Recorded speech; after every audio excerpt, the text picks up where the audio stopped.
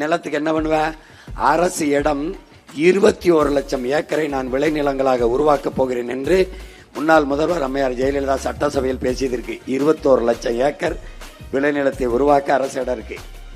எனக்கு 15 லட்சம் ஏக்கர் போதும். இல்ல என்ற இடம் பத்தல, மக்கள்கிட்ட இடத்தை குத்தகைக்கு வாங்குவேன், லீஸுக்கு வாங்கி 25 ஆண்டுகளுக்கு ஒத்திக்க எடுப்பேன். அந்த நிலத்துக்கு உரிய தொகையை கொடுத்துருவேன். சொத்து உரிமை அவன்கிட்ட இருக்கும், நிலம் என்கிட்ட இருக்கும். நான் அவனுக்கு என்ன, மகனுக்கு வேணுமா வேலை, அவங்களுக்கு வேணுமா வேலை, அரசு வேலை கொடுத்துருவேன் நிலத்துல. நல்லா கவனிச்சுக்கணும். திருப்பி 25 ஆண்டு கழிச்சு நான் இல்ல, இன்னொரு உள்ள வந்து ஆட்சி ஆளும்போது அவனுக்கு கேட்பான், உங்க நிலத்தை எங்களுக்கு மறு ஒப்பந்தத்துக்கு கொடுக்குறீங்களா, இல்ல நிலத்தை நீங்க எடுத்துக்கிறீங்களான்னு. இல்ல நாங்க எடுத்துக்கிறோம்னா கொடுத்துரும், மறு ஒப்பந்தத்துக்கு கொடுக்குறோம்னா அன்னைக்கு என்ன விலை இருக்கோ அந்த நிலத்தின் விலைக்கு பணத்தை கொடுத்து மறு ஒப்பந்தம் போட்டுக்கிறோம். இங்க பாருங்க, அப்படி நிலத்தை 2000 ஏக்கர் 3000 ஏக்கர் எடுத்து தக்காளி போடுறேன். தக்காளியிலிருந்து பல கூழ், ஜாம், ஊறுகாய், உணவு தேவைக்கு பெட்டி பெட்டியா அடைச்சு உள்நாட்டு உள் மாநில தேவை, வெளி மாநில தேவை, வெளிநாட்டு தேவைக்கு தமிழ்நாட்டு அரசு ஏற்றுமதி செய்யும். தக்காளி தொழிற்சாலை, மாடு வளர்த்தேன், ஆடு வளர்த்தேன். இங்க பாருங்க, பசுமை தொழிற்சாலை வைக்கிறேன். மருதம் மாட்டு பண்ணையில மாடு 2000-3000 ஏக்கர்ல மேய்து பாருங்க, மாடு மேய்து பாருங்க, பாரு மேய்து. நீங்க பாரு, இதுக்கு ஒண்ணுமே வர வேண்டியதில்லை, பொட்டல் காடு போதும். அண்ணே எதுவுமே வராதுன்னு புல்லு வரும்லடா போடுறான். இந்த பாடுறான் மாடு. என்ன செய்யறேன்? 200 ஏக்கருக்கு 100 ஏக்கர்ல கொலை வெட்டுறேன், 100 ஏக்கருக்கு 5 ஏக்கர்ல கொலை வெட்டுறேன். அவன் பாட்டுக்கு சுதந்திரமா மேய்ஞ்சு திரிவான். இங்க பாரு, நீங்க வாங்கறவா வச்சுக்கிட்டு தூக்குச்சட்டி வச்சு மேய்க்கிறது இல்ல ராஜா, அந்த வேலை கிடையாது. இங்க பாரு, நாடெங்கிலும் மேய்ச்சல் நிலம், அவன் சாப்பிடுற வாகை, அகத்தி, புல்லு எல்லாம் வளர்த்து விட்டுறோம்.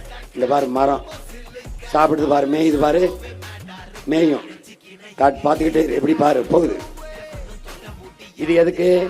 இந்த இடத்துல ஒரு நிலத்தை 3 பயன்பாட்டுக்கு கொண்டு போறேன். எப்படி?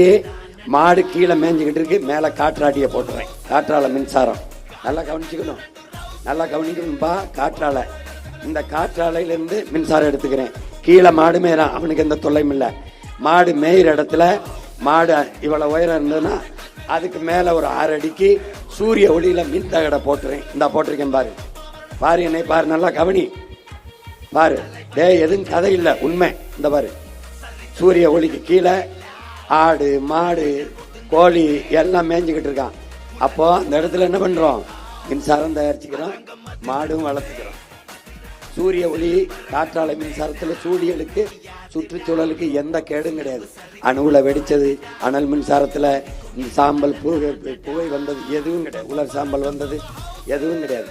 இப்போ இந்த குளத்துல மீனை வளர்த்துக்கிறேன். இங்க பாரு,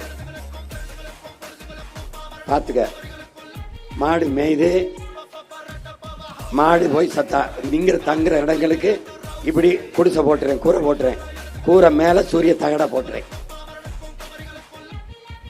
பார்த்துக்கிட்டே வா.